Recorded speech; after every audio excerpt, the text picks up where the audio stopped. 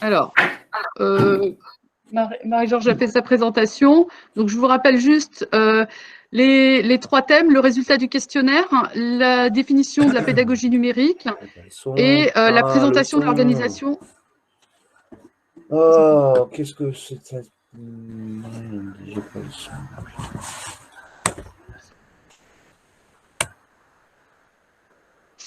Alors, je rappelle les objectifs de l'enquête, c'était de dresser une cartographie des profils de l'équipe pédagogique et éducative, et bien identifier les usages de la pédagogie numérique, et en général et en particulier par rapport à l'utilisation de Microsoft 365, et enfin de faire émerger les représentations de la maîtrise des compétences par rapport au numérique. Marie-Georges va d'abord présenter tout ce qui est équipe scolaire, les résultats de l'équipe scolaire. Alors, l'équipe de vie scolaire est composée donc de 6 personnes.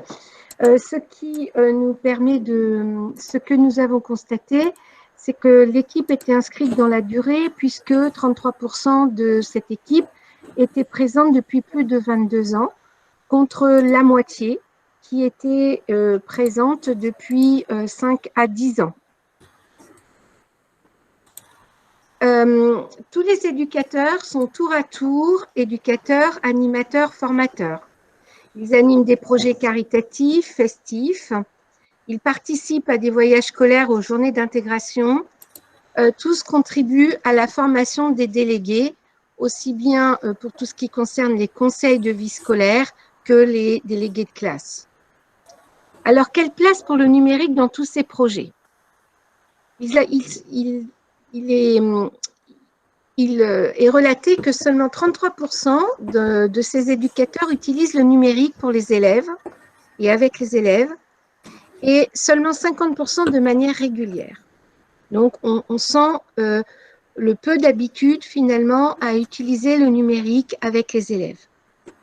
Les raisons sont multiples, celles qui sont avancées: pas assez de matériel, pas d'utilité majeure, donc pas de visibilité sur ce qui pourrait être fait, et pas connaissance des ressources pédagogiques que détient l'établissement. Cependant, il faut noter que 33% de ceux-ci font travailler les élèves en vie scolaire avec ces outils. Alors, quelles applications sont utilisées par les personnels de vie scolaire, ces éducateurs? 100% utilisent École Directe puisque c'est en lien directement avec l'ENT. 100% utilisent Suite Office Word, Excel et Outlook tous les jours. En revanche, Teams et OneDrive ne sont pas utilisés ou de manière très occasionnelle. Nous nous sommes posé la question des effets du confinement. Est-ce que le confinement a changé quelque chose dans la pratique des éducateurs de vie scolaire? Il est avéré que cela n'a modifié ni les habitudes de communication avec les familles, ni les mails, qui restent privilégiés comme vecteur de communication. Teams n'est ni utilisé comme outil de communication avec les familles, ni même avec les élèves depuis le confinement. Les souhaits et les besoins de cette équipe. Alors, des souhaits de formation, 66% d'entre eux demandent à être formés sur PowerPoint, Teams et Pack Office. Ils demandent du matériel complémentaire, 2 tablettes pour scanner les cartes des lycéens, un ordinateur pour la vie scolaire et un téléphone portable pour pouvoir faire l'appel en distanciel si besoin. Et concernant les applications, l'un d'entre eux nous parle d'Adobe Acrobat DC Pro pour éviter d'utiliser les comptes perso et Anidex Pro pour la prise à distance de l'ordinateur. Voici les résultats tels qu'ils nous sont parvenus concernant la vie scolaire. Alors maintenant, je vais reprendre la parole.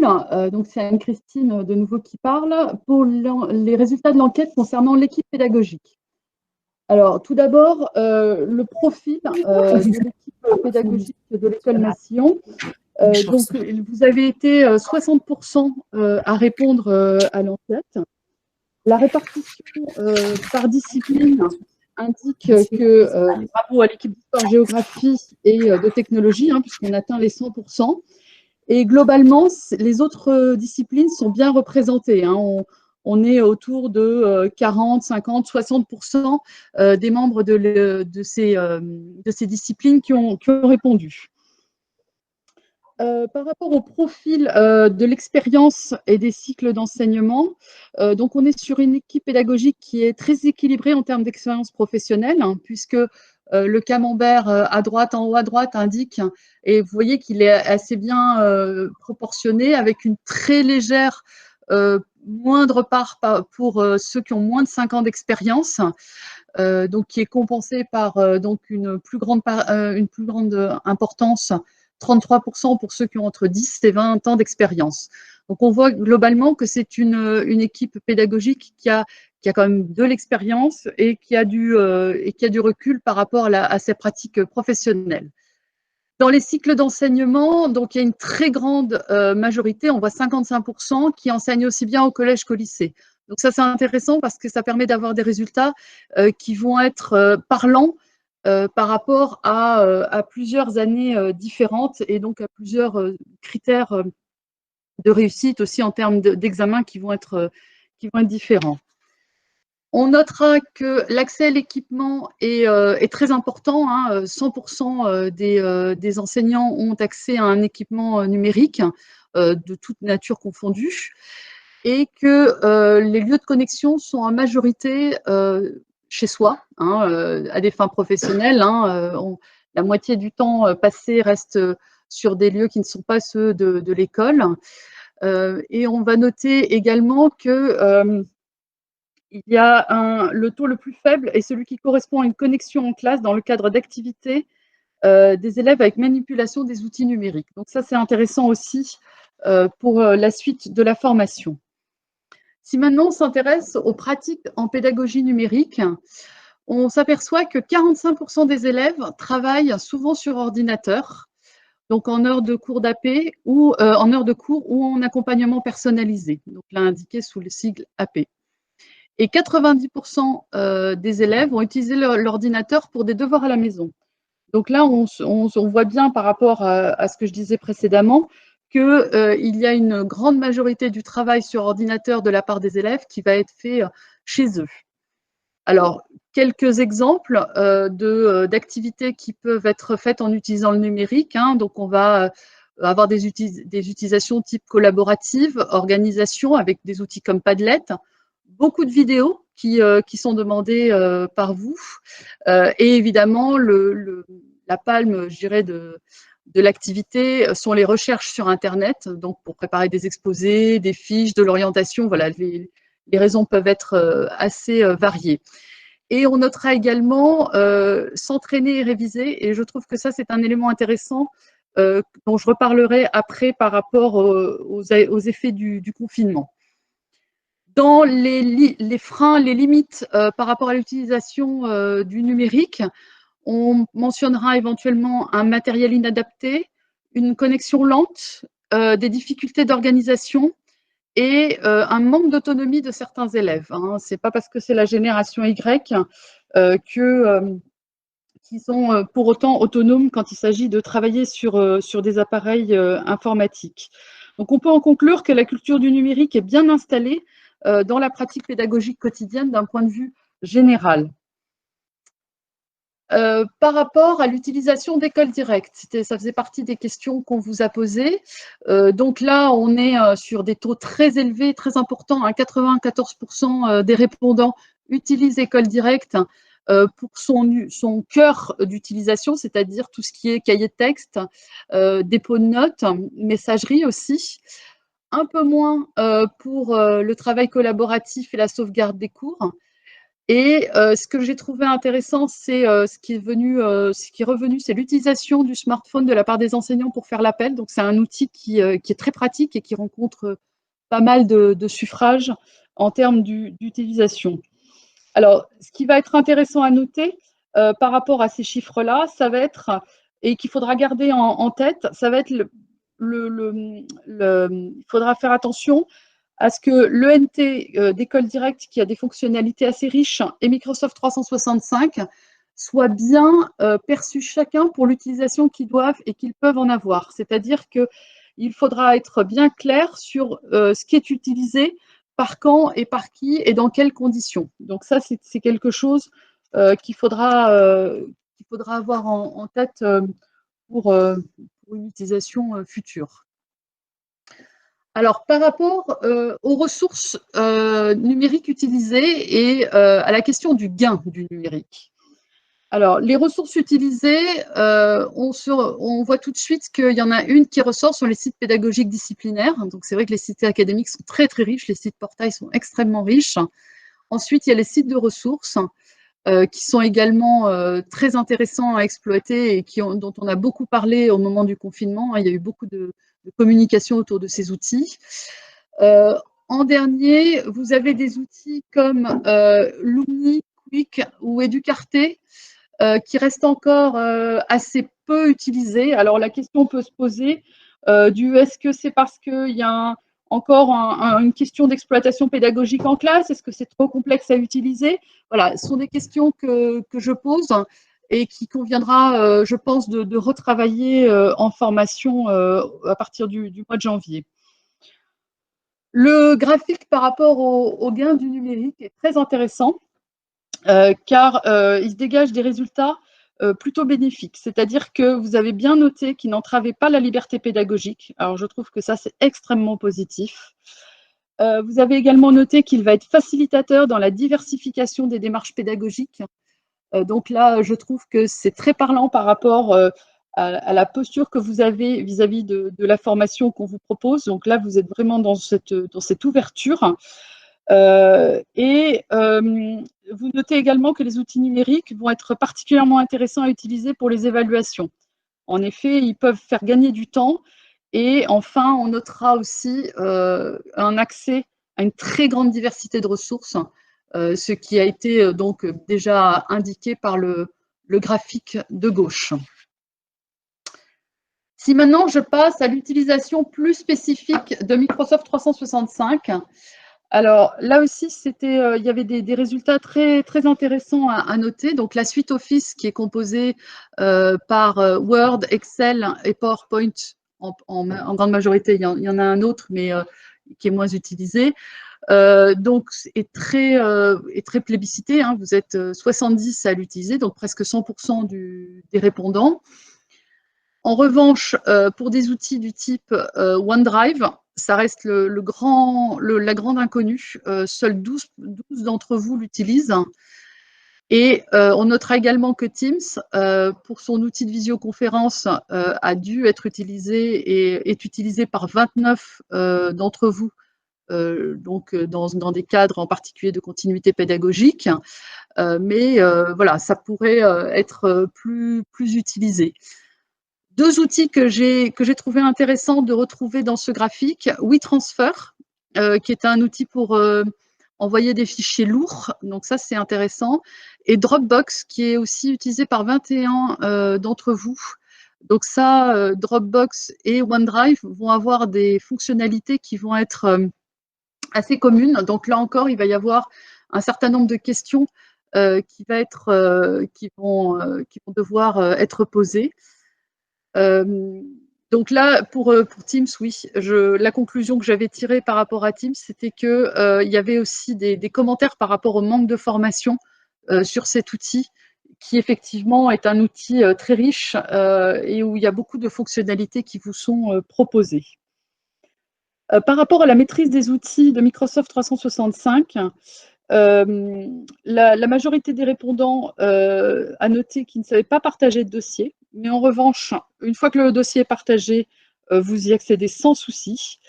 Et j'ai également noté l'entraide d'entre collègues, même si il y en a pas mal, une majorité de répondants disent qu'ils se débrouillent seuls avec les outils. Donc là aussi, ça a été relayé dans les demandes de formation. Alors, il y avait une partie du questionnaire qui était sur le confinement, donc avant-après. Alors, je n'ai pas repris tous les graphiques. J'ai envoyé l'intégralité des résultats à Monsieur Michon. J'en ai choisi quelques-uns qui me semblaient extrêmement parlants. Alors, il y a 2 slides par rapport au confinement. Le premier, je l'ai choisi parce que j'ai trouvé que c'était très intéressant de voir l'évolution des relations et des échanges, d'une part avec les élèves et d'autre part avec les parents. Si on voit par la colonne jamais, hein, la colonne jamais avec les élèves était à 35% avant le confinement, elle est tombée à 9% après le confinement, donc les échanges avec les élèves à distance. Donc, vous voyez que la colonne des habituels est remontée à 51%. C'est énorme la différence entre l'avant-après. Et la différence est moindre avec les parents, mais elle est quand même intéressante à noter.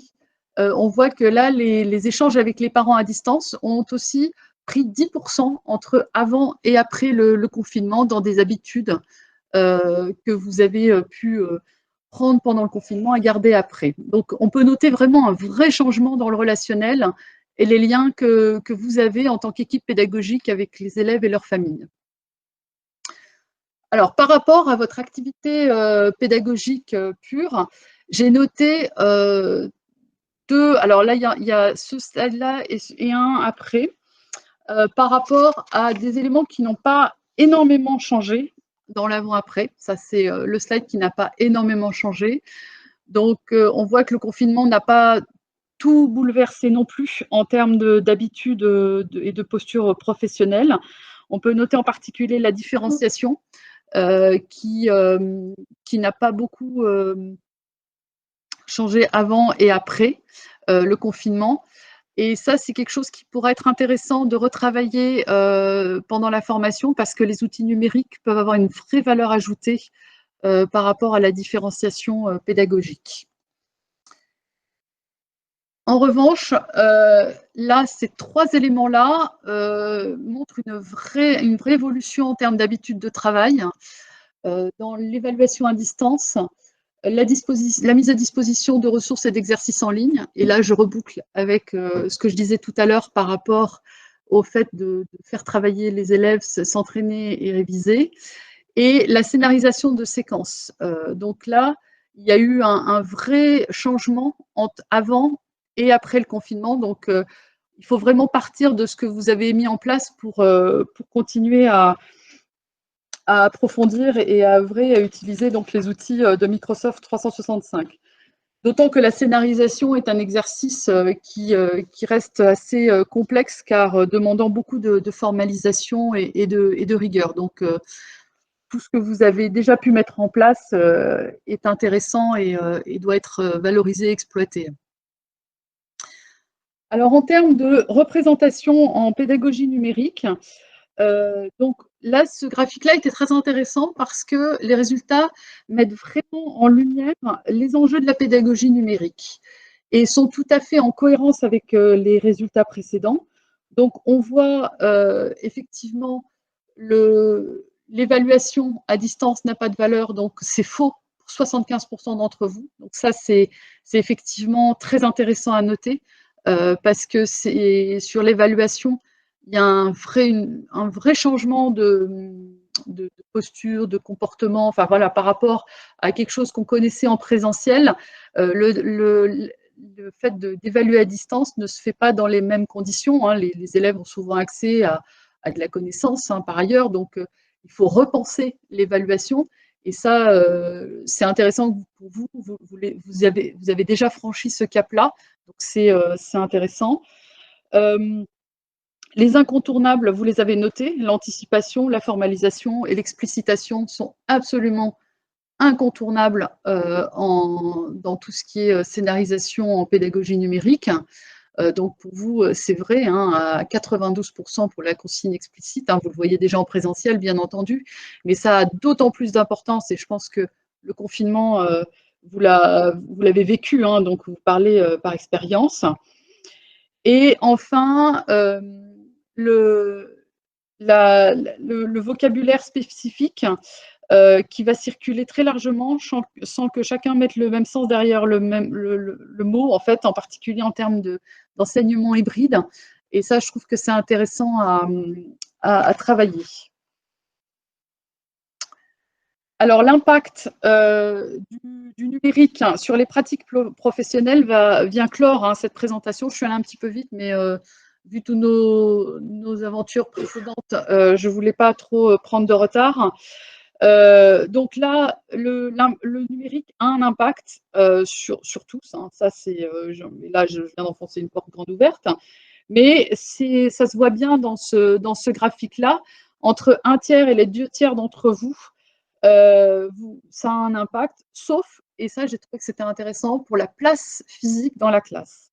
Et là, on est sur un débat qui va être beaucoup plus vaste, mais qui va avoir son importance par rapport à l'utilisation du numérique, parce que là, on va rentrer dans des questions d'organisation scolaire, hein, ce qu'on va appeler la forme scolaire. Vous avez peut-être vu passer ce terme-là. En fait, tout ce qui est organisation scolaire, le temps scolaire, les murs. Hein. Donc, qu'est-ce que le numérique va obliger à faire bouger les lignes, donc avec des implications à tous ces différents niveaux. Donc là, ce graphique est très intéressant à étudier dans ce sens-là. Alors, je vous laisse sur les besoins de formation, donc qui là rebouclent tout ce qu'on a dit précédemment, hein, tout ce qui va être la question de l'évaluation à distance, la question de revoir la scénarisation, d'organiser et d'animer une classe virtuelle.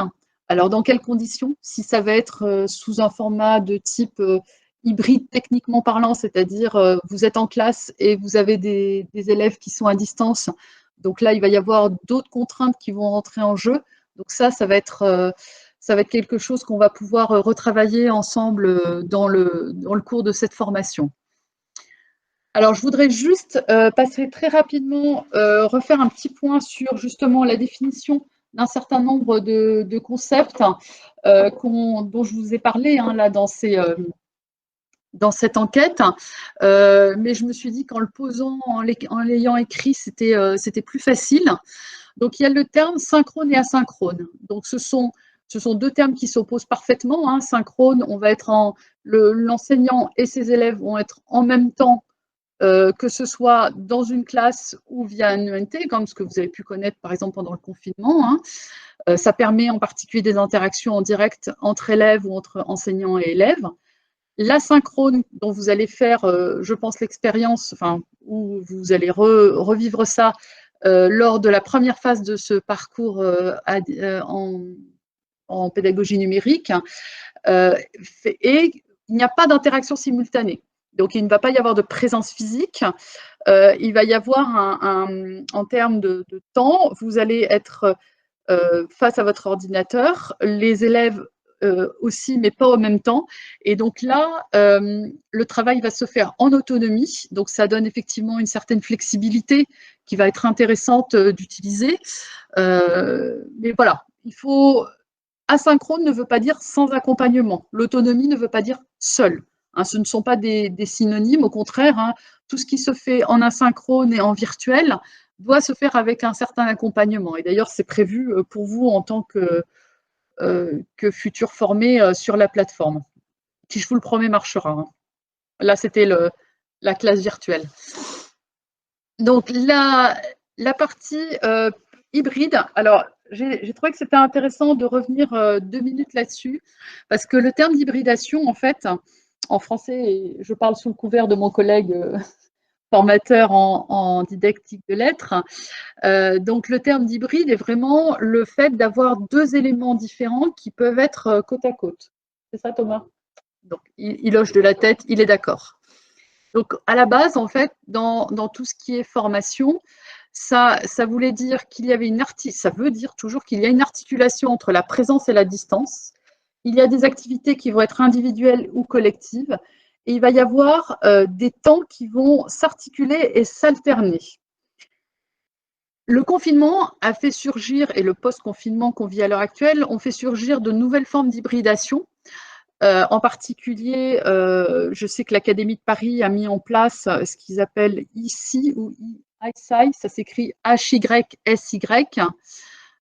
où justement, et je pense que c'est ce que vous faites, vous avez un ordinateur, en fait, l'enseignant est filmé et il y a un flux vidéo qui permet aux élèves qui sont chez eux de suivre en simultané le cours. Donc là, on va être sur une forme d'hybridation plus technique, en fait, puisqu'elle va mélanger à la fois du présentiel de la part d'un certain nombre d'enseignants, de l'enseignant et des élèves et en présence et des élèves à distance, ou même l'enseignant qui peut être à distance et les élèves en présence. Voilà, donc là, on est vraiment sémantiquement sur une forme d'hybridation. En revanche, il n'y a pas encore, je mets ça entre guillemets, d'acte pédagogique pur derrière, contrairement à une formation dite hybride, ce qu'on vous a préparé, où là, on a pensé les temps de formation en présence et les temps de formation en distance dans une cohérence pour répondre à un objectif qui va être le nôtre, et donc qui va être celui de vous former sur soit Microsoft 365, soit la pédagogie numérique. Donc, l'hybridation, comme dans le cadre de la formation, va demander une scénarisation pédagogique. Donc, vous avez déjà senti, fait, puisque ça apparaît dans le questionnaire, pour toujours mes mots d'ordre, planifier, anticiper, organiser, et pouvoir ainsi ajuster et faire atteindre les objectifs aux élèves. Voilà, écoutez, j'en ai terminé pour ma partie. Je vais laisser la parole à mon collègue Thomas Iaconelli qui va vous présenter donc tout ce qui concerne la structure de Microsoft 365 et ses outils. Tu veux venir ici? Oui, oui, bah oui, j'ai tout mis. Monsieur Iaconelli arrive. Excusez-moi, pardon, excusez-moi. Ah oui? Oui, il y a des professeurs dans la salle d'attente virtuelle apparemment. Ah, alors attendez. Merci. Hop. Attends, je vais arrêter le partage 2 minutes. Ah, pardon, oui. Voilà, j'ai accepté tout le monde. Voilà. Excusez-moi, je ne vois pas les. N'hésitez pas à me le dire, parce que en partage avec Meet, l'inconvénient c'est qu'on voit pas bien on voit plus on vous voit plus en fait. Je ne vois que le PowerPoint. Ok. Voilà. C'est bon, tout le monde a pu rentrer? Je sais pas. Bon. Je repartage l'écran. Voilà, hop. Tiens, je passe la parole. Alors, bonjour à tous, je suis donc Thomas Iaconelli, je suis professeur au lycée Saint-Nicolas, rue Vaugirard à Paris. Donc j'interviens dans cette formation pour l'aspect, on va dire, un peu plus technique et pédagogique. Enfin, je suis plus sur le côté pédagogique, sur le côté technique, sur les outils Microsoft Office. Bon, évidemment, ça nécessite une certaine connaissance technique, bien évidemment, des différentes composantes de l'outil. J'interviens également parce que j'ai une pratique relativement avancée dans la suite Microsoft 365 que j'utilise maintenant depuis 2 ans.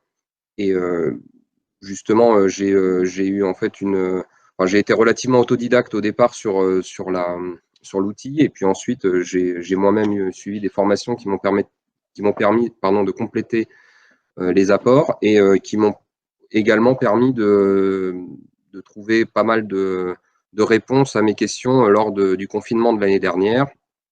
Et en ce moment, nous sommes en hybridation également dans mon établissement, c'est-à-dire qu'on a la moitié des élèves en classe en présentiel et puis la moitié qui sont chez eux en distanciel pendant le même moment.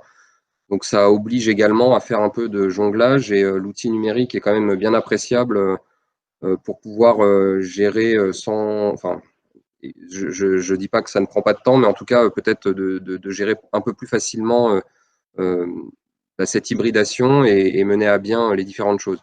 Donc, voilà, aujourd'hui, je vais essayer de faire un propos assez rapide et assez global de ce que j'avais retenu avec mes discussions avec Anne-Christine. C'était que une majeure partie d'entre vous n'utilisiez pas forcément l'ensemble des composantes de la suite Microsoft 365. Je ne vais pas vous apprendre, enfin, je ne pense pas que ce soit le but de cette formation, de vous apprendre à utiliser un traitement de texte Word. Bon, après, bien que je puisse répondre à quelques questions, ce n'est pas un souci. Mais a priori, le but est peut-être moins de travailler Oui, pas de souci. Attendez, excusez-moi, voilà. Il y en a qui. Pardon, je me permets. Voilà. Pardon, vas-y, Non, continue, pas de Thomas. souci. Oui, donc c'est peut-être moins de vous apprendre à utiliser un traitement de texte. Peut-être que la plupart d'entre vous, de ce que j'ai vu, vous utilisez un traitement de texte régulièrement. Donc après, vous avez peut-être des questions, on va dire, ponctuelles ou pratico-pratiques sur certains aspects du traitement de texte. Donc ça n'empêche que je pourrais répondre à ce genre de questions, mais je pense que l'idée est plutôt de vous expliquer le potentiel et l'utilisation qu'on peut faire de chacun des outils de la suite Microsoft 365. Alors peut-être pas tous parce qu'il y en a beaucoup, mais en tout cas certains outils qui, moi, me servent dans mon quotidien de professeur, qu'on soit d'ailleurs en confinement ou pas, hein, puisque c'est l'outil Teams notamment et OneDrive, c'est des outils que j'ai utilisés avant le confinement et que je continuerai à utiliser, même si nous n'étions pas confinés l'année prochaine ou les années qui suivent.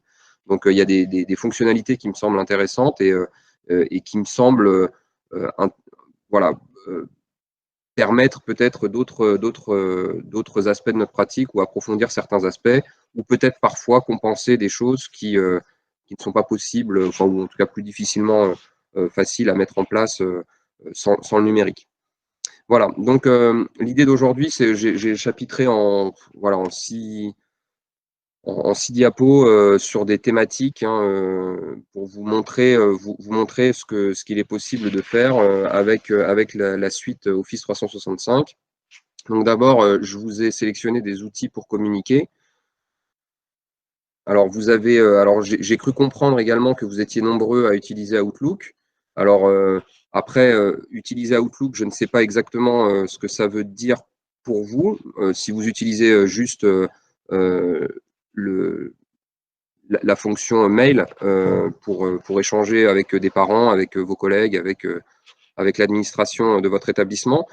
Ça, c'est une chose, mais il y a également d'autres fonctionnalités qui sont à explorer, notamment sur la fonction agenda ou calendrier qui permet de partager des calendriers et s'organiser justement et communiquer par calendrier interposé, j'ai envie de dire. Bon, ça, c'est des fonctionnalités qui sont proposées par Outlook, qui ne sont pas très complexes à mettre en place et qui, en temps de confinement, sont quand même assez pratiques pour permettre de savoir, de créer un agenda de classe, par exemple, et savoir quand est-ce que les élèves sont disponibles ou pas pour pouvoir faire une visio, caler une visio, par exemple. Un deuxième outil que j'ai sélectionné, c'est l'outil qui s'appelle Yammer. Ouais, il y a encore des... Oui, vas-y, mais continue à parler. D'accord. Donc, le deuxième outil, c'est l'outil Yammer, qui est un outil qui permet, qui est un petit peu l'équivalent de WhatsApp, j'ai envie de dire. La seule différence, c'est que vous vous connectez avec un compte professionnel et que ça ne pollue pas, entre guillemets, votre WhatsApp personnel, même si vous pouvez créer des comptes, on va dire, des comptes privés avec des groupes professionnels, c'est pas ce que je veux dire, mais ça permet peut-être de distinguer votre vie personnelle et privée avec votre téléphone et puis une application à peu près équivalente, mais qui serait destinée uniquement à votre métier et à votre profession. Regarde. Alors. Pour Outlook et Yammer, je ne l'utilise pas. La fonctionnalité agenda n'est pas disponible. D'accord, ok. Bon, alors ça, je ne savais pas. Alors, pour le coup, je suis désolé. Mais voilà, bon, après, il est. Enfin, voilà, bon, c'est ça. Après, je pense que c'est des négociations qu'il faut voir avec l'administration. Hein. Après, effectivement, je vous parle de ce à quoi j'ai accès. Je sais, effectivement, je savais pas qu'il y avait des fonctionnalités qui n'étaient pas accessibles pour vous. Donc, bon, si jamais c'est le cas, on n'en parlera pas. Je vous en parle rapidement aujourd'hui, mais si vous n'en avez pas l'utilité, vous n'avez pas la possibilité de l'utiliser, dans ces cas-là, je n'approfondirai pas sur ce sujet. Voilà, là, je vous présente juste les différents outils qui sont possibles pour communiquer sur Teams. Et évidemment, le troisième outil dont je peux vous parler, et là, pour le coup, qui me semble un outil intéressant à s'approprier, c'est l'outil Teams, qui vous permet également d'échanger et de communiquer. Alors, avec vos élèves, avec vos collègues, avec l'administration, malheureusement pas avec les familles. Voilà, donc c'est le seul hic de Teams, c'est qu'il n'est pas accessible aux familles, ou en tout cas, si vous voulez communiquer avec les familles, ça sera à partir du compte de leur enfant. Et donc voilà, donc après, ça nécessite que l'enfant donne accès à son compte à ses parents. Voilà, donc ça c'est pour les outils pour communiquer. Ensuite, je vous ai mis une diapositive sur les outils pour stocker. Bon, je vais peut-être pas non plus vous prendre trop longtemps sur le OneDrive et l'intérêt du OneDrive, mais bon voilà, comme n'importe quel drive, ça vous permet de stocker des documents. Alors, moi, dans mon établissement, on a 1 téraoctet, 1 téraoctet de libre sur le drive, donc ça laisse quand même stocker un certain nombre de documents. Je ne sais pas après vous si vous êtes limité à un forfait plus léger, mais en tout cas, voilà, sachez que moi personnellement, je l'utilise entre autres pour stocker des documents professionnels et des devoirs d'élèves, etc. Et c'est assez pratique. C'est très facile d'utilisation, bon, une fois qu'on s'est approprié l'outil, mais en tout cas, c'est très facile d'utilisation. Il y a des options de partage de dossiers qui sont assez faciles à mettre en place, et notamment, donc ça peut servir à la fois pour stocker donc des documents on va dire de travail, donc des types cours ou évaluation, mais ça peut aussi servir à stocker des travaux d'élèves. Voilà, donc l'autre outil pour stocker, c'est Teams. Voilà, donc sur Teams, vous avez aussi la possibilité de créer des dossiers partagés, de stocker des cours. Voilà, donc c'est un deuxième outil. Non, alors pardon, oui, je pense pas avoir dit 20 Tera, c'est 1 Tera hein, chez nous. Voilà, on a 1 Tera de stockage. Je pense que déjà 1 Tera, c'est suffisant. Hein, voilà, c'est pas 20 Tera. Hein. Non, non, on a 1 Tera et avec 1 Tera, on va déjà assez loin. Bon, sauf si vous avez des dossiers très très lourds, des fichiers vidéo en nombre, etc. Bon, ça après c'est discutable, mais bon, normalement sur un enseignant classique, normalement, ne devrait pas avoir besoin de beaucoup plus qu'un Tera. C'est déjà très bien. Voilà, donc pour revenir sur Teams, c'est un outil aussi qui permet de stocker des documents pour soi, pour les autres, voilà. Donc le troisième aspect que j'ai évoqué, c'est des outils pour évaluer. Donc certains ont dit également qu'ils utilisaient pas mal l'outil Forms. C'est un outil qui est le pendant, on va dire, l'équivalent de Google Forms, hein, pour ceux qui utilisaient Google Forms, avec des fonctionnalités relativement similaires. Après, moi, j'ai moins utilisé Google Forms, donc je connais un peu moins bien Google Forms, donc je suis pas, enfin, je sais pas s'il y en a un qui vaut mieux que l'autre. En tout cas, avec Forms, on peut faire déjà pas mal de choses sur des évaluations. Donc, c'est un outil qui est assez facile également à prendre en main, assez intuitif, et puis des possibilités de partage qui sont intéressantes. On peut partager effectivement bon, le document avec des élèves pour qu'ils puissent faire le document. On peut partager le document avec des profs pour co-construire l'évaluation, c'est-à-dire qu'on construit ensemble l'évaluation pour des élèves. Et il y a aussi la possibilité de partager juste le document pour d'autres professeurs, c'est-à-dire qu'ils ne peuvent pas le modifier, mais leur dire, voilà, j'ai fait cette évaluation pour mes élèves, si ça vous intéresse, vous pouvez la réutiliser. Donc, c'est un outil qui est quand même assez pratique, d'autant plus quand on l'allie au deuxième outil qui est Teams pour l'évaluation, puisque vos documents Forms, vous pouvez directement les transférer sur Teams avec des corrections qui sont facilitées. Mais Teams permet également de créer des évaluations et notamment de créer des barèmes d'évaluation qui sont assez intéressants puisque ça permet d'évaluer les élèves et de leur faire un barème un peu plus précis sur des évaluations données. La quatrième page du diaporama que je vous ai préparé, c'est sur partager et collaborer. Alors là, pour le coup, on va retrouver encore quelques outils. Donc, je vous en parlais déjà un petit peu avec Forms. C'est un outil qui permet d'évaluer, mais également de partager avec les différents éléments, enfin, les différentes personnes qui vous entourent au quotidien, donc élèves ou professeurs. Le deuxième outil que j'ai mis, c'est le Drive, bien évidemment, puisque je vous ai expliqué tout à l'heure qu'il y avait la possibilité de créer des dossiers partagés, de partager des documents avec certains élèves, de partager d'autres documents avec des professeurs. Donc, il y a vraiment des possibilités assez intéressantes et importantes sur le partage de données. Après, il faut effectivement faire attention de ne pas multiplier non plus les partages dans tous les sens pour avoir un peu un contrôle dessus. Mais c'est un outil qui est assez pratique pour partager et collaborer. Et le dernier outil qui revient une nouvelle fois, c'est l'outil Teams. qui, lui, permet également de partager et de collaborer. Alors, de toute façon, dans cette formation, c'est un outil qu'on va privilégier. Enfin, c'est peut-être celui sur lequel je vais davantage accentuer. Parce que comme vous pouvez le voir depuis le début, il est un peu central, c'est-à-dire que c'est un outil qui permet de faire un peu, qui a un peu toutes les fonctionnalités autres. Ça ne veut pas dire que les autres sont inutiles, parce qu'ils sont au service d'eux, mais ils marchent ensemble et parfois ils sont complémentaires. Mais en tout cas, l'outil Teams permet de faire beaucoup de choses, de partager, de collaborer, d'évaluer, de stocker. Voilà. Donc c'est un outil qui est assez complet pour ça et qui propose pas mal de choses. Voilà, donc on arrive à l'avant-dernière diapo. Alors c'est enseigner à distance. Alors bon, là pour le coup, en ces temps de confinement, de déconfinement, enfin, on sait pas à quelle sauce on va être mangé dans les années à venir. Donc, je trouve qu'il est important d'avoir des outils fiables pour pouvoir enseigner à distance. L'expérience que j'ai eue, moi, à Saint-Nicolas l'année dernière, pendant le confinement qui a duré 3 mois entre mars et mai-juin, ça a été que chaque professeur a un peu fait parer au mieux. On n'avait pas anticipé ça, et comme beaucoup d'établissements, et du coup, il y a eu beaucoup de dispersion. Il y a des professeurs qui utilisaient Zoom, d'autres qui utilisaient Discord, d'autres qui utilisaient Teams, d'autres qui passaient par l'école directe, d'autres par la plateforme du CNED. Donc, ça a multiplié un peu les plateformes, et ça manquait de lisibilité pour les élèves. Là, l'avantage, c'est que l'outil Microsoft Office, puisque vous y avez accès, bah, il vous permet d'avoir pas mal de fonctionnalités qui vous permettent d'enseigner à distance, notamment le Class Notebook, qui est on va dire un bloc-notes de classe qui est paramétré directement pour votre classe et auquel vous avez accès directement sur l'outil Teams, mais qui permet notamment de bien gérer les devoirs que vous donnez à domicile, et vous pouvez avoir une trace et suivre un petit peu les élèves qui décrochent, les élèves qui rendent régulièrement leurs devoirs, etc. Donc ça vous permet d'avoir un retour sur l'investissement des élèves à domicile.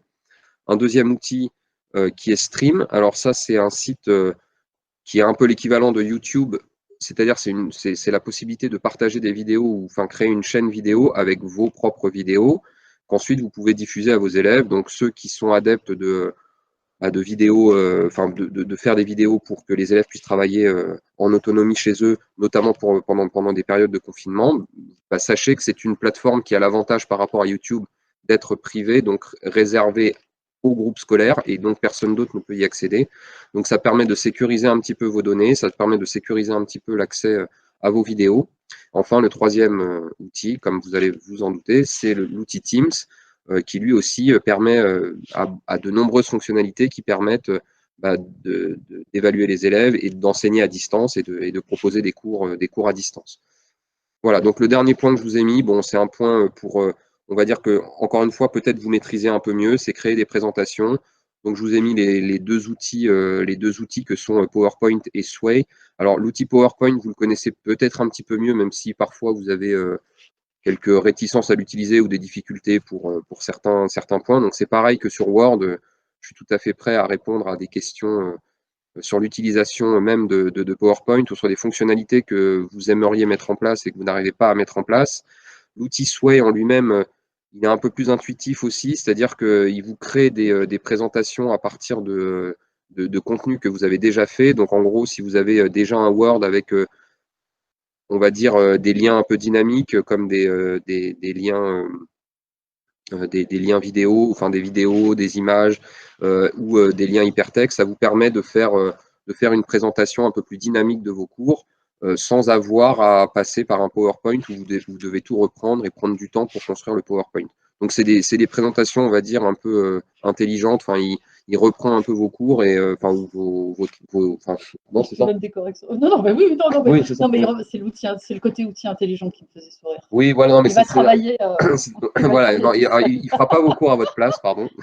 Mais par contre, il va mettre en forme votre travail à votre place. Donc, il fera le travail que vous auriez peut-être mis 3 heures à faire sur PowerPoint. Bon, il va vous faire une présentation qui ne sera pas forcément celle que vous souhaitez au départ, mais qui sera un petit peu plus dynamique que leur proposer un PowerPoint, pardon, un document Word simple. Et voilà. Mais après, il n'y a pas de honte à proposer un Word tout simple, mais si vous préférez une présentation plus dynamique, Sway est une alternative. Voilà. J'en avais un autre. Non, on l'a déjà vu. pardon, on l'a déjà vu. Voilà. On a terminé. Voilà, donc a priori, voilà, moi j'ai terminé pour ma petite présentation. Bon, j'ai essayé d'être un peu rapide sur les différentes possibilités qu'offre la suite Office 365. Après, bien évidemment, dans la suite de la formation, l'idée, ça sera de vous guider un petit peu plus en détail sur ces outils, sur la maîtrise de ces outils. Et puis ensuite, si j'ai bien compris, ceux qui seront formés formeront les autres, etc. Donc ça. Marie-Georges va parler de la suite. Voilà. Mais donc voilà, alors je ne spoil pas ma collègue, je vais la laisser s'exprimer. Voilà, merci de m'avoir écouté. Merci Thomas. Merci Thomas. Tiens. Alors, C'est parfait. du coup, nous sommes au début de notre formation qui commence aujourd'hui et qui va s'achever le 5 mai. Ah pardon, je ne parle pas en face la caméra. Aujourd'hui, donc, nous avons démarré ce travail par une présentation. Vous avez vu donc Thomas, vous avez vu Anne-Christine peut-être. C'est eux qui vous accompagneront tout au long de cette découverte et ce voyage dans Office 365. Parce que moi, je parle vraiment d'un voyage. À ce stade de notre rencontre, nous allons avoir besoin d'un certain nombre d'entre vous qui deviendront ce qu'on va appeler des facilitateurs, c'est-à-dire des personnes que l'on va former plus précisément, de façon plus appuyée, qui à leur tour pourront accompagner leurs collègues. Nous aurions besoin d'une petite dizaine de personnes. Donc là, aujourd'hui, vous êtes presque 40 en visio avec nous. Donc, je pense que parmi vous, il y a certainement des personnes qui peuvent se faire connaître auprès de M. Michon et puis de ses collaborateurs pour pouvoir nous rejoindre dans cette aventure, puisque le 10 janvier, dans la semaine du 10 janvier, nous allons organiser notre première rencontre en présentiel qui durera 3 heures et qui aura… merci, Monsieur Michon. Il y a déjà 6 volontaires. Oh. Super. Ça va. Ils ne sont pas complètement écœurés par le numérique.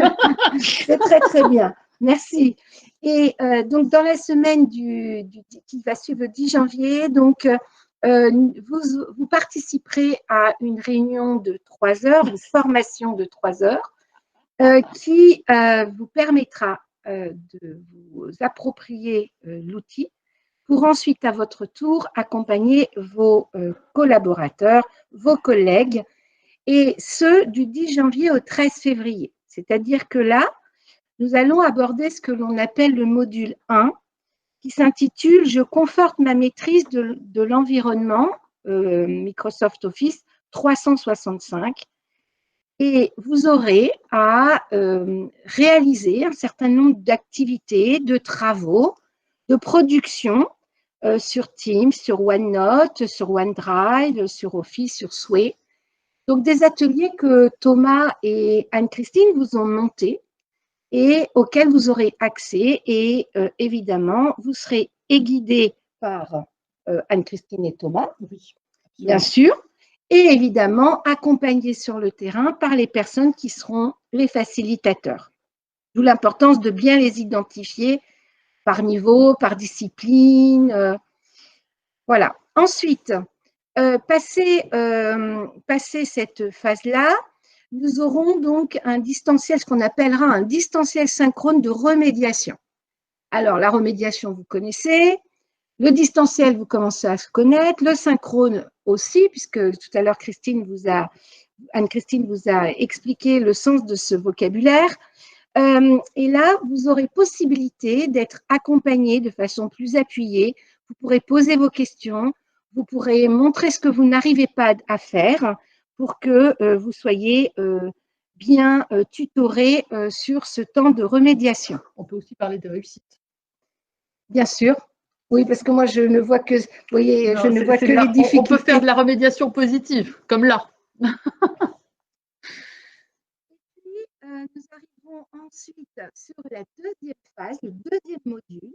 Donc, de nouveau, les facilitateurs se réuniront pour une seconde fois, pour une durée de 3 heures.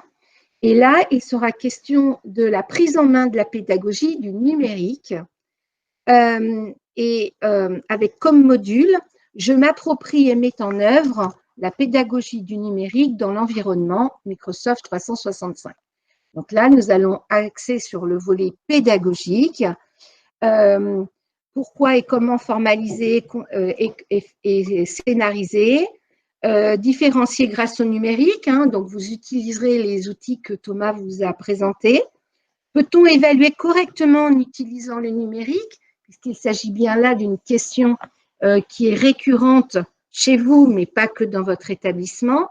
Et quelles applications Teams pour quels objectifs pédagogiques? Comment je choisis mon outil en fonction de ce que j'ai envie de faire? Voilà, donc là, de nouveau, module 2, distanciel asynchrone, des activités à réaliser seul, peut-être parfois en groupe, hein, si vous le souhaitez. Et puis, de nouveau, un atelier de remédiation derrière pour, de nouveau, vous accompagner, préciser et puis féliciter les réussites. Ah.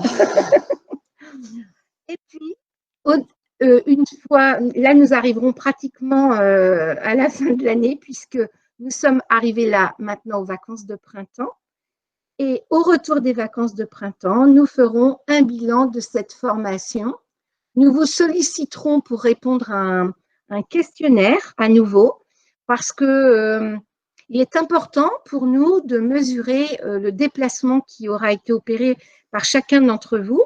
Et il est aussi important que vous puissiez mesurer toutes les compétences acquises et les progrès que vous aurez réalisés avec cet outil que vous allez, avec lequel vous allez travailler peu à peu. Voilà, je crois avoir fait le tour de la présentation. Anne-Christine, j'ai oublié quelque chose? Non, tout est parfait. Alors, on a accéléré un petit peu la présentation des résultats de l'enquête parce que malgré tous les petits problèmes techniques du début, on voulait quand même qu'il y ait un temps de questions-réponses. Donc, par rapport à l'horaire, il nous reste 25 minutes. Si vous voulez poser vos questions, n'hésitez pas. C'est à vous la parole. Donc, par le chat ou en reprenant la parole avec le micro, comme vous préférez. En tout cas, merci pour votre écoute et pour le chat qui a été très, très dynamique. Il y a des questions? Non? Oui. Des remarques, des réactions?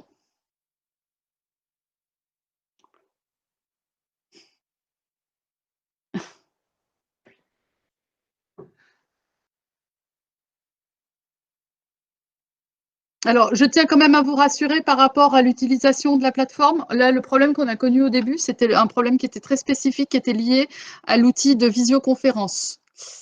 Alors, est-ce qu'une certification sera délivrée à la suite de cette formation? Non, mais une attestation? Oui. Une attestation, oui, mais pas une certification. Comment va s'organiser la séance prochaine en asynchrone? Alors, elle va s'organiser sur la plateforme Moodle. Et vous allez avoir des activités qui vont vous être proposées avec des consignes et des espaces de forum et de chat pour pouvoir être tout le temps en communication avec nous. En tout cas, vous avez mon mail. Vous avez mon mail et voilà, vous pourrez. Voilà, on va recevoir un lien. Alors, c'est le lien que vous avez reçu et sur lequel vous êtes identifié. En fait, vous allez revenir sur la plateforme, mais pas pour l'outil de visioconférence, avec des activités. Par exemple, là, si vous êtes sur le Moodle, il y avait un forum hein, pour poser des questions. Les dates et les créneaux horaires pour les formations des facilitateurs. Alors, on a proposé 2 dates. Non, 11 ou 12. 11 ou 12 janvier. C'est encore en pourparlers. C'est une proposition que nous avons avec Monsieur Michon. Le 18 va être compliqué. Ça, c'est concernant l'heure de visio avec les facilitateurs. Ah oui, oui, tout à fait, oui, oui, parce qu'avec Thomas, on voulait éventuellement, effectivement, ça va être compliqué. Alors, est-ce que dans cette semaine-là, c'est possible ou pas? La semaine de la rentrée, sinon. Ou sinon, la semaine de la rentrée. C'est juste, en fait, l'idée de cette réunion, c'était une réunion rapide, hein, c'était pas… Oui. c'était pas de prendre les facilitateurs pendant 3 heures, hein. C'était vraiment un quart d'heure, 20 minutes pour qu'on puisse échanger, pour déjà faire connaissance, et puis que je puisse cerner exactement les attentes pour peut-être mieux m'adapter à la formation que je leur propose en janvier. C'était plus par rapport à ça. Donc, si on ne peut pas se voir, bah, enfin, il y aura une formation quand même, ne vous inquiétez pas, hein, il n'y a pas de souci là-dessus. Mais si on peut voilà, rencontrer au moins peut-être la plupart, s'il en manque un ou deux, bon, ils remonteront les informations. Mais c'était plus pour faire, voilà. Non, mais c'est même pas, en fait, même pas, hein, c'est vraiment pour je faire pense que connaissance. c'est vraiment un quart d'heure, 20 minutes, juste pour qu'on échange, pour que nous, on identifie un peu mieux Voilà. les personnes retenues, et puis éventuellement, qu'on Oui. voit les attentes un peu plus en détail, quoi. Voilà, c'est tout. Oui, oui, tout à fait, oui. Oui, Mm. oui, absolument. Il faut quelqu'un du primaire, oui. Bah, l'idéal sur les facilitateurs, bon, après, encore une fois, vous ferez avec ce que vous pouvez, bien sûr. L'idéal, c'est qu'il y ait une majorité qui soit représentée, c'est-à-dire bah, des profs de matière scientifique, des profs de matière littéraire, des profs du primaire, du secondaire, voilà, collège, lycée. Bon, enfin, plus il y a de profils différents, mieux c'est. C'est-à-dire que si on a effectivement, je sais pas moi, 5 professeurs de maths du lycée, c'est pas que je ne veuille pas qu'il y ait 5 professeurs de maths du lycée, c'est juste que ça permettra peut-être enfin, ça donnera un peu moins de possibilités, je pense. Et éventuellement, effectivement, par rapport à justement cet échantillonnage, un éducateur âgé, anglais, techno, oui, Ouais, très bien, oui. bah, très bien. Oui, plus Impeccable. primaire et éducateur à rajouter à votre liste si vous avez Si c'est possible. dans votre dans vos volontaires. Voilà. On est exigeant, hein. Non, mais après, c'est pas grave en soi, c'est juste que c'est que ça faciliterait les choses et ça permettrait d'avoir une représentation plus globale. Voilà. Oui, c'est à la mode la pêche à l'heure actuelle, hein, avec les questions du Brexit. Gros enjeux sur la pêche. Voilà. Mais bon, après, vous pouvez prendre la parole, hein. J'ai été draconienne tout à l'heure, mais on est en petit comité, enfin, pour ainsi dire. Si vous voulez, n'hésitez pas à prendre la parole. Ah bah oui, oui. Et par rapport au profil, on peut aussi bien, c'est pas forcément que ça peut être des profils très variés en termes de maîtrise d'appétence, de maîtrise de compétences, hein. On n'est pas sur forcément non plus que des profils qui sont déjà, enfin, ça peut aussi être une façon d'aller plus loin. Je vais préciser quelque chose. Il faut pas qu'il y ait de néophytes en informatique, parce que Voilà. là, on va Non, mais pas entre le apprendre à utiliser un néophyte, voilà. ordinateur. Donc voilà, mais par contre, à partir du moment où vous connaissez les fonctions basiques d'un ordinateur, que vous savez utiliser un traitement de texte, etc., il n'y a pas besoin d'avoir des compétences accrues en informatique pour faire partie des facilitateurs. Mais par contre, c'est sûr que si vous avez un intérêt, que vous avez envie d'exploiter cette facette-là de votre métier, bah oui, vous pouvez venir, même si vous n'avez pas tout à fait les compétences informatiques pour les utiliser. Justement, le but, c'est que moi, je vous les donne, ces compétences, et que je vous apprenne à vous en servir. Donc, l'idée, c'est vraiment d'avoir des professeurs motivés par l'utilisation des outils, quoi. Voilà. Ce qui peut être intéressant aussi, c'est que pour quelqu'un justement qui a peur de ne pas être au niveau, on progresse beaucoup plus vite en manipulant et en expliquant aux autres qu'en étant simplement réceptacle de l'information. Donc, ceux qui seront facilitateurs auront, je dirais, quasiment une double formation, c'est-à-dire qu'ils auront cette première formation un peu en tête-à-tête avec nous, et puis après, comme ils l'expliqueront ou qu'ils pourront être les relais auprès de leurs collègues, il y aura aussi cette double approche, et je trouve que ça peut être très intéressant. Donc, surtout, il ne faut pas craindre de ne pas être au niveau, hein. On a tous été débutants en quelque chose, et inversement, voilà. même s'il y en a qui se débrouillent déjà très bien avec les outils, bah, tant mieux, parce que Ouais. moi, ça me permettra d'utiliser ces professeurs-là comme guide un petit peu de ceux qui ont un peu plus de mal aussi. Donc, il y a pas de, même si vous pensez maîtriser bien bien l'outil, c'est pas grave, vous êtes les bienvenus, il n'y a aucun problème. L'idée, c'est que voilà, vous soyez une dizaine, 10, 12, je pense que c'est bien pour que ensuite vous puissiez vous-même montrer la marche à suivre à vos collègues et être des personnes ressources, en fait. En fait, l'idée derrière tout ça, c'est que on l'a vu plusieurs fois, c'est-à-dire que le numérique, la pédagogie du numérique, ne va bien s'ancrer dans des pratiques que si elle se met sur un temps, les collègues d'histoire vont sourire, mais sur un temps dit long en fait. Hein. Donc, il faut vraiment avoir cette possibilité d'avoir des relais après pour qu'il y ait quelque chose qui se mette en place au niveau de la pratique professionnelle. Et quelque chose qui va être de l'ordre de l'homéopathique, c'est-à-dire une formation pour autant intéressante et complète qu'elle soit, ne pourra pas donner des résultats qui pourront être jugés assez positifs et pérennes si il n'y a pas derrière, enfin voilà, on ne peut pas aller voir quelqu'un, cette fameuse entraide là qui se voit bien hein, dans l'enquête, il faut l'utiliser et valoriser ce qui se passe déjà. Hein.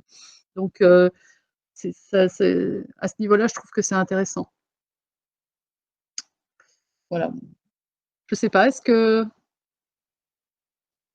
a priori, est-ce que vous avez d'autres questions ou non? Donc, le support de la présentation et les résultats complets de l'enquête ont été envoyés à Monsieur Michon. Je vais mettre en ligne sur le Moodle, là où vous êtes connecté, le support également de la présentation, comme ça vous pourrez les retrouver si vous voulez. Gardez bien vos comptes, puisque c'est là que vous aurez la formation asynchrone. Des références de capsules. Après, des capsules, oui, alors des Oui, il capsules y en vidéo, a, il y oui. en a, en pagaille sur Ouais. Internet, alors pas toujours en français. Il y a parfois en anglais sur certaines applications Microsoft Office. Après, ce qui est peut-être encore mieux que de regarder des capsules vidéo, c'est d'aller dans l'outil et puis de bricoler un peu sur l'outil. Je pense que découvrir par soi-même les fonctions, parfois, ça permet aussi de s'apercevoir de choses et de s'approprier certaines choses. Mais oui, il y a Ouais. sur Internet, vous tapez, voilà, hein, vous tapez tuto Teams, il y a beaucoup de choses. Ce que je peux vous proposer, c'est justement, comme on a un petit peu de temps, bien sûr, comme on a un petit peu de temps avant que la formation asynchrone commence, c'est de mettre direct. Oui, alors il y a le site de Microsoft, tout à fait. Je vais vous mettre en ligne des capsules. Hein, je vous les mettrai dans le. Je vais vous créer une partie ressources avec des capsules vidéo que vous pouvez visionner en attendant voilà, le début de la formation stricto sensu. Alors après, la formation Microsoft qu'il propose, pour l'avoir suivie en partie, elle est vraiment très très complète. Donc ça veut dire que si vous voulez juste une fonctionnalité particulière sur un outil, bon, c'est parfois un peu difficile à trouver dans toute leur formation. Maintenant, vous pouvez aussi l'utiliser, hein, c'est même très bien. Et moi, c'est là où j'ai trouvé beaucoup de réponses à mes questions. Mais si c'est juste pour des fonctionnalités un peu ponctuelles, je pense qu'il y a des tutos aussi en ligne qui sont aussi bien faits. Mais la formation est très très très bien. Je fais ça. Je vous mets des capsules et je vous dis quand elles seront mises en ligne. Ça sera fait là rapidement. Oui, Oui, tout à fait. Oui. Alors, le lien, normalement, vous allez sur votre compte Microsoft et sur le compte Microsoft, normalement, quand vous allez à, je crois que c'est mon compte ou mon profil, je ne sais plus, vous avez normalement accès à des formations.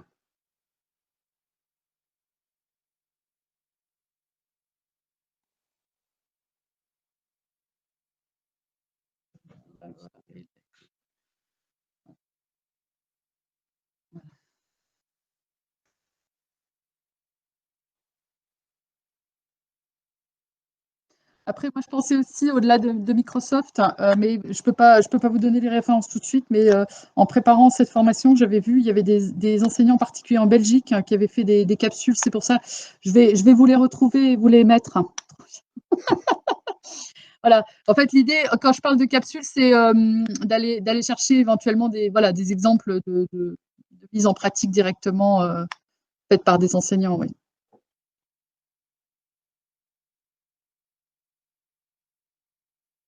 Après, tous ces tutos sont intéressants, mais il y a vraiment la phase d'appropriation qui va être importante et sur laquelle va se jouer pas mal d'éléments en fait. Et ça, on rentre dans une dimension qui est très personnelle, hein, parce que l'appropriation, c'est vraiment quelque chose qui va dépendre de chacun en fonction de son expérience, voilà. Mais ce que je trouve intéressant, c'est que l'équipe pédagogique, avec son expérience, voilà, c'est avec son expérience à normalement, hein, statistiquement parlant, à la liberté et l'espace pour tenter d'innover et de changer des éléments dans ses pratiques, en fait. C'est un moment qui est idéal. Quand on a 10, 15, 20 ans d'expérience, on peut avoir envie de voir les choses un peu autrement, en fait. Et on a l'assurance de le faire. Peut-être que pour cette formation, l'idée, c'est de se mettre dans la tête qu'est-ce que j'aimerais que l'outil informatique m'aide à faire, ou en tout cas, comment je pourrais exploiter cette facette-là des outils dans ma pratique au quotidien. En gros, peut-être venir avec des questionnements du type, voilà, moi je voudrais évaluer avec l'outil, mais je ne sais pas très bien quelle est la plus-value, quel est l'intérêt, etc. Donc c'est peut-être là-dessus, c'est sur des questions comme ça, ou alors cet aspect de ma pratique, j'aimerais bien l'améliorer, je me demande comment l'informatique pourrait m'aider à y arriver. Oui, voilà. Je suis d'accord avec vous, Monsieur Michon, c'est tout à fait ça, c'est un moment dédié. Mais ce moment dédié, il faut le préparer, et en fait, ça s'anticipe énormément. Contrairement à un livre où effectivement on peut se souvenir qu'on a vu un texte qui pourrait être intéressant de partager avec les élèves, ou même un site internet qu'on peut, en l'espace d'un clic, ouvrir le vidéoprojecteur et leur montrer. Il y a la dimension évaluation, différenciation, préparation d'un certain nombre de mise en place d'outils numériques doit se préparer et doit s'intégrer en fait dans une progression. Et ça doit être anticipé. Donc effectivement, oui. Alors, non, je me permets de dire, c'est chronophage. Oui. Je vous rejoins. Moi, pour utiliser beaucoup l'informatique, oui, c'est chronophage. Mais je peux vous garantir que sur le long terme, une fois que vous avez approprié l'outil, que vous êtes créé vos ressources, après, pour le coup, le temps que vous avez, je ne vais pas dire perdu, parce que ce n'est pas du temps perdu, mais le temps que vous avez passé à préparer vos cours et même dans la manipulation et dans votre aisance sur l'outil, c'est du temps que vous gagnez sur le long terme. Moi, je peux vous garantir, et je vous donnerai des exemples précis, bon, là, on n'a pas le temps, mais je vous montrerai des exemples précis en formation sur le temps que ça peut permettre de gagner, justement. Donc, il faut accepter au départ de perdre un petit peu de temps pour en gagner sur la suite. Enfin, moi, c'est mon point de vue. Après, en numérique, c'est souvent le cas. Mais c'est difficile quand on est un peu… forcément, voilà. quand on doit travailler avec un outil qu'on ne connaît pas, qu'on ne maîtrise pas, forcément, ça demande du temps à se l'approprier, à trouver l'utilisation qu'on peut en faire. Et une fois qu'on a compris comment ça fonctionnait, là, du coup, après, ça facilite les choses aussi. Donc, voilà. Mais bon, encore une fois, je peux comprendre les réticences de certains. Hein.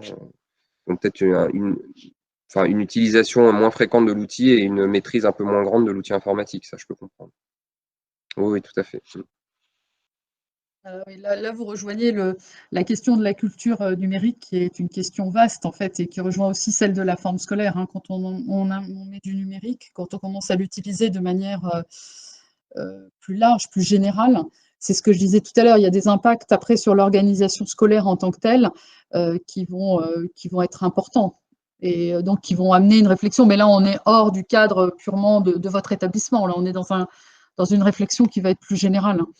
Mais moi, je ne suis pas en train de positionner pour ou contre, mais avec ce qu'on a vécu cette année, je pense que de toute façon, l'enseignement, il ne pourra jamais vraiment complètement redevenir comme avant le confinement, c'est-à-dire du 100% détaché du numérique. Je pense que, alors heureusement ou malheureusement, j'en sais rien, c'est pas une question de jugement, mais comme on ne sait pas de quoi l'avenir sera fait, comme on ne sait pas ce qui nous attend dans les années à venir, je pense qu'aujourd'hui, plus on maîtrisera l'outil et plus ça facilitera en tout cas les moments de travail à distance comme on est en train de les vivre en ce moment et où beaucoup de professeurs n'y ont pas été préparés et du coup, moi j'ai eu des collègues en détresse quand même pendant le confinement, je pense que vous avez dû en connaître aussi, hein, qui ne savaient pas du tout comment maintenir le contact avec leurs élèves et ça a été très compliqué. Donc on a fait un peu du bricolage avec certains qu'on a aidés sur le tas, mais c'est vrai que du coup, si on a cette culture, enfin, si on acquiert entre guillemets cette culture numérique progressivement, et il est jamais trop tard, ça permet aussi après d'être plus à l'aise. Absolument, tout à fait, oui. Oui, le numérique, oui, est partie intégrante de la pédagogie. Mais là, dans ces pays-là, vous remarquerez que souvent, les classes sont plus petites, le mobilier va être différent aussi. Le temps scolaire ne va pas être un créneau de 55 minutes. Voilà, c'est vraiment une approche qui va être différente. Donc là, on est vraiment dans des questions de forme scolaire. Alors, moi, j'avais une question par rapport à votre organisation au lycée. Est-ce que, avec le confinement actuel, vous avez choisi une organisation spécifique pour le lycée? En fait, il y a une double question dans ma question, c'est que je voulais savoir si vous utilisiez les classes virtuelles encore, parce que suivant le type d'organisation mise en place, on utilise plus ou moins cet outil. Dédoubler des classes en alternance, d'accord. Donc, c'est une vraie, il y a un vrai enjeu sur les classes virtuelles à organiser. Est-ce que ce sont des classes de type hybride techniquement parlant ou il y a un moitié maison, moitié présent? D'accord, d'accord. Hybride, beaucoup en Zoom, d'accord. D'accord. Vous utilisez, je recommence. Vous n'utilisez pas Teams? D'accord. Oula, oui, oui, oui, oui. Non, non, mais c'est parce que je vais passer Zoom. Pas taper. D'accord. En pédagogie inversée. Oui, parce que ça, ce sont des dispositifs pédagogiques, effectivement, qui sont…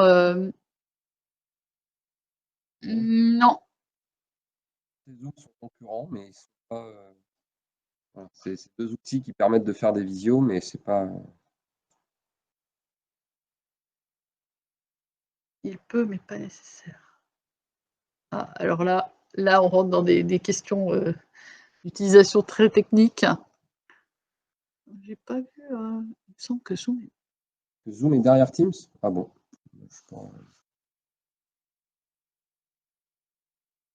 Ah oui, d'accord, mais si on oui, d'accord. Alors, c'est Ah pas oui, obligatoire. mais c'est Oui, un oui, plugin, d'accord. c'est ça? Oui, oui, oui. Je pense que oui. Alors, on peut. Non, non, on peut Vas-y, l'utiliser. reboucle, Thomas.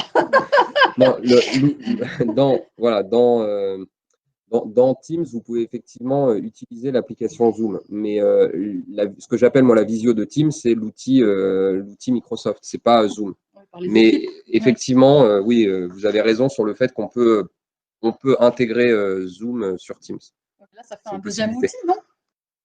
Bah oui, oui, en fait, ça fait un peu doublon. Après, il y en a qui préfèrent peut-être Zoom à Teams, hein, j'en sais rien, mais effectivement, vous pouvez intégrer Zoom sur Teams via un plugin. Tout à fait. Donc, désolé, je me suis emporté un peu vite, mais c'était parce que pour moi, enfin, j'avais l'impression que ce que vous disiez, c'est que la visio de Teams, c'était Zoom qui la prenait en charge. Et du coup, non, c'est pas le cas. Mais par contre, effectivement, vous pouvez aussi intégrer Zoom sur Teams.